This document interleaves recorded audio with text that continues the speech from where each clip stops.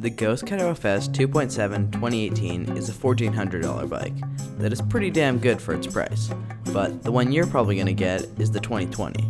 That comes with a dropper post, Maxxis wheels, SRAM drivetrain, and much more. First, I want to say that this bike is probably one of the best budget bikes that you can get on a budget that isn't used. Although, don't get me wrong, you can get pretty good deals on used bikes, although you might have to do some extra maintenance. But if you want a new, entry-level, full suspension bike, then this might be the bike for you. Let's start off with components. It is a Shimano Dior for front derailleur and back derailleur with Tektro brakes. For suspension, it has an X-Fusion back shock, and for the fork, it's a Ghost RST Aerial, which I had never heard of, but it works. The suspension comes in at 130 millimeters of travel, front and back.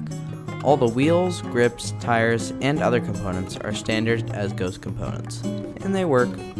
Although I added new tires with something more beefy that can get more grip on the trail. And to make the climbs easier, I added a 1-up dropper post, which is still working well. And to make the bike slightly more aggressive, I added a new stem, which is shorter. I think this upgrade is mandatory after a while, which is lock-on grips. For one, they last longer and are higher quality, and easier to install. That's it for what's on the bike. Now, how does this thing ride?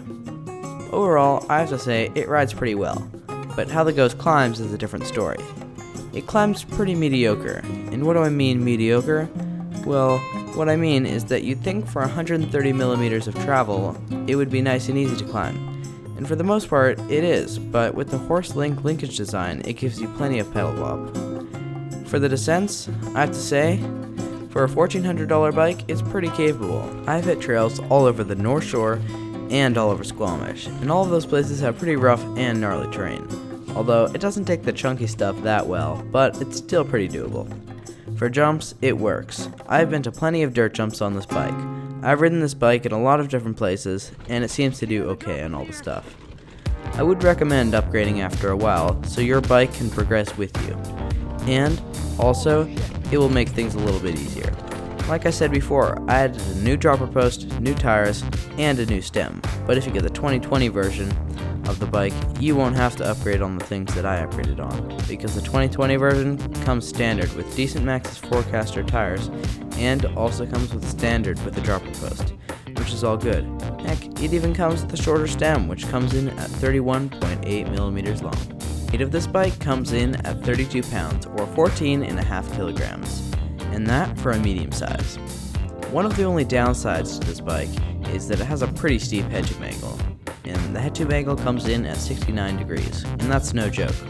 This affects the bike because the steeper it is, the better it is for climbing, but the worse it is for descending. And the same thing the other way. The slacker the head-tube angle is, the better it is for descending, but the worse it is for climbing. Now, I wasn't going to say this in this video, but my recent visit to Squamish sort of made it hard to avoid. And why? Well, because on that visit to Squamish, I snapped my fork in half. How did this even happen? Well, I was riding a trail in Squamish called In-N-Out Burger. It's basically a huge rock that looks flat on camera, but I assure you, it's not. Although I don't think this is very suitable for everything, including this bike, because the tires don't get that much traction. But I'm not going to blame it on the bike. I could have used a little bit more front brake to gain more traction. But how did I snap the bike in half? Well, I lost traction and couldn't slow down, and went into a tree at the end of the rock roll. You can almost see me falling a little bit. I have had this bike for about 2 years now, and I posted a video of me riding, and on that video someone said, "These bikes snap easy. I know from experience." At first, I didn't really think much of it, but then in Squamish, I went into the tree, and then this happened. At least it wasn't the frame, but honestly, I don't know what's gonna happen with my bike. And I have 6 weeks to think about it too, because I broke my arm during that crash. Now, that's enough of all the talking. I'm going to show you a bit of riding on this bike from the North Shore before the whole tree thing.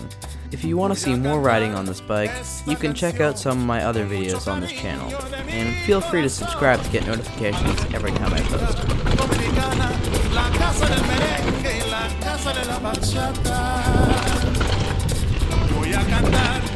Esta canción con mucho cariño de mi corazón a la República Dominicana, la casa del casa de la bachata.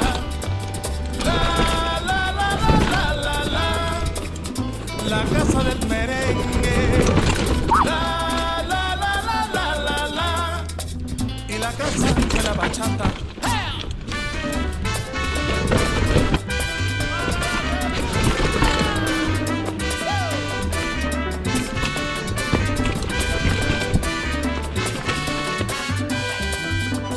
Música, música.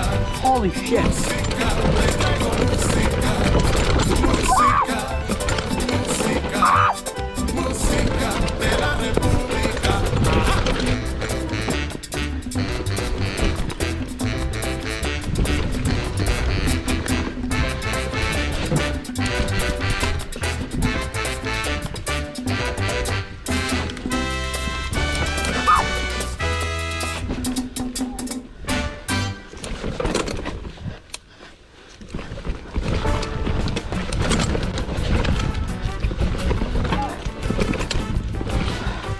Oh my god.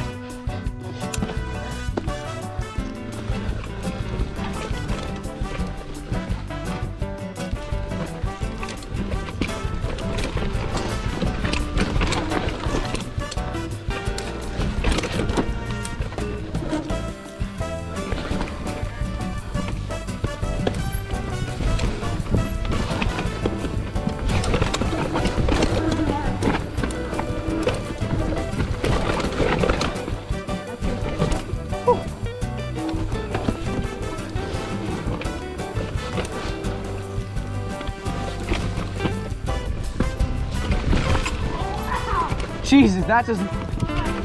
So much for forgiving. Ow.